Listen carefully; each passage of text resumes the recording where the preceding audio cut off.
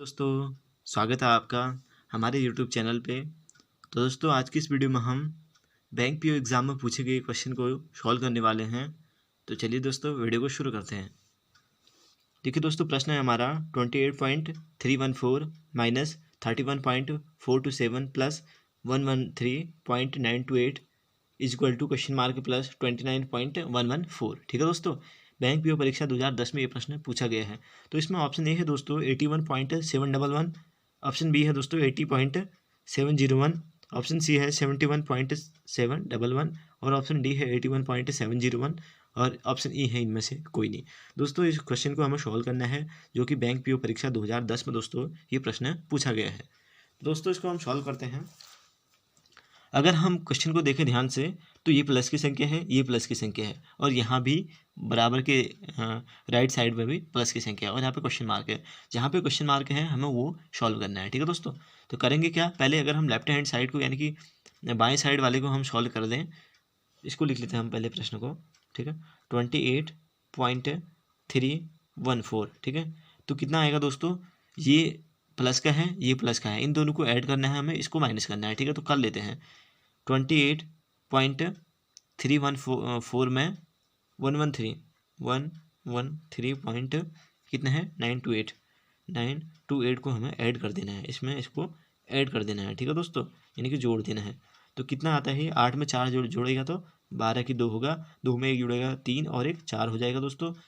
उसके बाद 9 में 3 जोड़ेगा तो 12 की 2 हो जाएगा। ठीक है, इतना आया। उसके बाद दोस्तों 8 में 3 जोड़ा, फिर से 11 और 1 हासिल था, 12 की 2, दशमलव की जगह पे दशमलव लग गया। ठीक है, उसके बाद 2 में 1 जोड़ा 3, 3 में 1 जोड़ेगा तो 4 हो जाएगा दोस्तों। ठीक है, उसके बाद 1 का 1, यानी कि 142.242 जो है दोस्तों, इसको जो है इन दोनों संख्याओं को हमें ऐड करके इतना अचीव हुआ है। ठीक है, उसके बाद क्या करना है, हमें इसको माइनस कर देना है।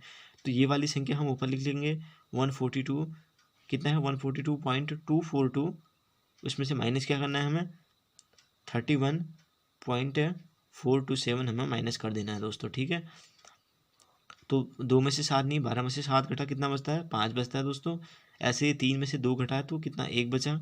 ऐसे ही कितना बचा यहाँ पे 2, 12 हुआ, 12 में से 4 घटा तो 8 बचता है दोस्तों। दशमलव की जगह दशमलव, 1 में से 1 घटता है 0 दोस्तों। 14 में से 3 घटाया कितना है 11।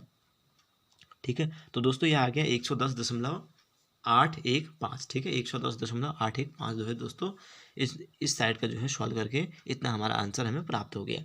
और इस साइड क्या है, ये प्लस का है, इसको हमें इधर भेजना पड़ेगा दोस्तों, तभी ये अकेले में निकलेगा ना। अगर ये अकेले में निकलता है तो यही इसका आंसर हो जाता है। ठीक है, क्योंकि अकेले में है और इसको हम इधर भेजेंगे, है ना। तो कितना आ रहा है यहाँ दोस्तों, अगर हम इस साइड को देखें तो यहाँ आ रहा है हमारा, इस पूरे को सॉल्व करके, इस पूरे को दोस्तों अगर हम लेफ्ट हैंड साइड को पूरे को देखें तो यहाँ आ रहा है हमारा 110.815 आ रहा है। ठीक है, और राइट हैंड साइड में कितना है, क्वेश्चन मार्क है, और प्लस कितना है 29.114 है। ठीक है, अब क्या करेंगे दोस्तों, इसको हमें इधर भेजना है। 110.815 माइनस कितना 29.114 is equal to question mark. ठीक है दोस्तों, अब यहाँ पे क्वेश्चन मार्क की जो पे क्या आएगा, ये आएगा, इसको हम यहाँ पे सॉल्व करते हैं दोस्तों। इसको हमें इसमें से घटाना है, जितना आएगा साइड चेंज कर देना, इसको इधर लिख लिया और इसको इधर कर देंगे। तो कितना बचता है यहाँ 110.815। ठीक है, 110.815, इसमें से माइनस करना है हमें 29.114 को दोस्तों। ठीक है, 114 को हमें इसमें से माइनस कर देना है। उसके बाद क्या होगा दोस्तों, 5 में से 4 घटता है तो 1 बचता है। ऐसे ही 1 में से 1 घटता है तो 0 बच जाता है दोस्तों। 8 में से 1 घटता है तो 7 बच जाता है, दशमलव की जगह पे दशमलव, यानी कि 10 में से 9 घटता है 1 बचता है। यहाँ पे कितना बच गया 10, 10 में से 2 घटा तो 8 बच गया। ठीक है दोस्तों, यानी कि 81.701 जो है, कितना आ गया इसका आंसर 81.701 दोस्तों, इसका आंसर हो जाता है। इसका आंसर क्या होता है दोस्तों, 81.701 जो है दोस्तों, इसका आंसर हो जाता है दोस्तों। अगर हम ऑप्शन ए को देखें तो 81.711 है, ये तो होगा नहीं, 01 है। 82 है, 80 है, ये होगा नहीं। ठीक है, 71 है, ये भी नहीं होगा। बचा क्या है 81। ठीक है, 81.701 यानी कि ऑप्शन डी दोस्तों इसका राइट आंसर हो जाता है। दोस्तों, ये प्रश्न बैंक पीओ परीक्षा 2010 में पूछा गया था दोस्तों। इसके बाद हम बढ़ते हैं हमारे दूसरे प्रश्न की ओर।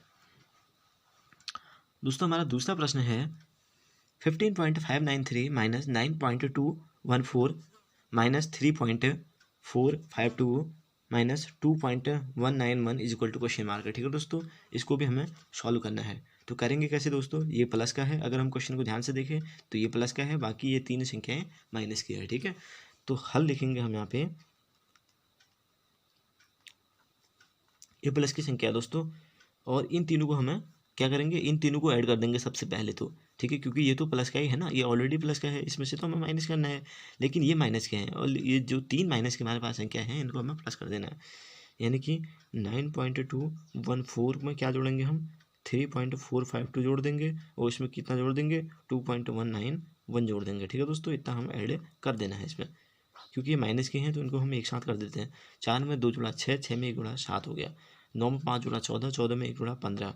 ठीक है, 4 में 2 जुड़ा 6, 6 में 1 जुड़ा 7 और एक 8 हो गया दोस्तों। ठीक है, उसके बाद दशमलव की सीट पे दशमलव, 9 में 3 जुड़ा 12, 12 में 2 जुड़ा 14, यानी कि 14.857 दोस्तों, इन तीनों को जो है ऐड करके हमारा आ रहा है। ठीक है, यानी कि इसको जोड़ के कितना आ रहा है हमारा, 14.857 आ रहा है। अब करना क्या है हमें, अब दोस्तों करना ये है हमें 15.593 में से 14.857 को हमें माइनस कर देना है। ठीक है, तो संख्या लिख देंगे हम 15.593 में से 14 कितना है 857 हमें माइनस कर देना है दोस्तों। ठीक है, तो 13 में से 7 घटता है, कितना बचता है 6। ठीक है, उसके बाद कितना बच गया 8, 8 में से 5 घटता है तो कितना बचता है 3। ठीक है, यहाँ पे 14, 14 में से, सॉरी 14 नहीं क्योंकि कर्जा नहीं देखा, 15 में से 8 7, दशमलव की पोजीशन पे दशमलव, यहाँ पे 14 में से कितना, 14 में से 14 जीरो, यानी कि 0.7 कितना आ रखा है 0.736 दोस्तों, इसका राइट आंसर हो जाता है। ठीक है, इसका आंसर कितना होता है 0.736 दोस्तों, इसका आंसर हो जाता है। देखो क्वेश्चन को क्या करना था, ये प्लस का था, बाकी ये तीन माइनस के थे, हमने माइनस को ऐड कर देना है, उसके बाद प्लस में से इसको टोटल जितना आता है उसको माइनस कर देना है। ठीक है, तो यानी कि इसका आंसर आ गया 0.736। ऑप्शन ए देखें तो 1 पॉइंट में आ रहा है, ये तो होगा नहीं। ऑप्शन बी में देखो 0 पॉइंट है, ठीक है, लेकिन 736 है, यहाँ 686 है, ये भी नहीं है, वो कैंसिल हो गया। ठीक है, ये 2 पॉइंट में है, ये भी तो होगा ही नहीं। ठीक है, उसके बाद 0.736 यानी कि ऑप्शन डी इसका भी जो है राइट आंसर हो जाए दोस्तों। तो इसका उत्तर क्या हो जाता है, ऑप्शन डी जो है इसका उत्तर भी हो जाता है। ठीक है दोस्तों, तो इस प्रकार से जो है प्रश्न दोस्तों कॉम्पिटेटिव एग्जाम में पूछे जाते हैं, जो कि बैंक पीओ परीक्षा 2010 में जिस प्रकार से प्रश्न पूछा गया था, तो उसी प्रकार का प्रश्न ये भी है और इस प्रकार के प्रश्न कॉम्पिटेटिव एग्जाम में पूछे जाते हैं।